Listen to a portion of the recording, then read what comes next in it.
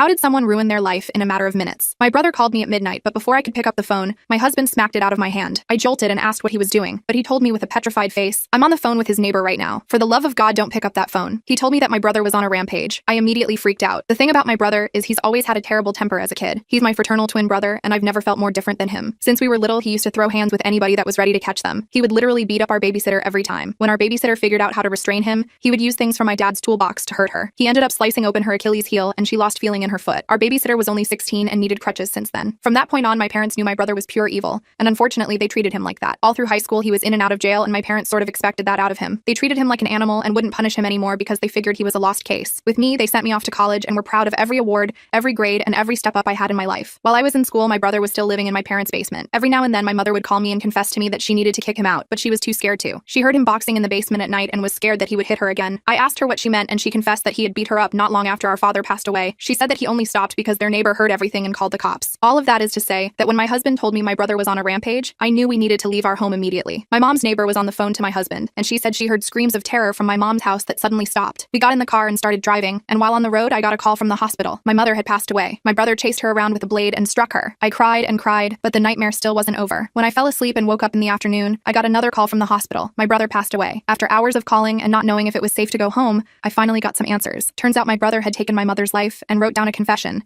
planning to call me because I was the golden child, and he was the monster who decided he was going to play his role. But on the way to my house, he got into a road rage incident and drove himself into a tree, where he instantly passed away.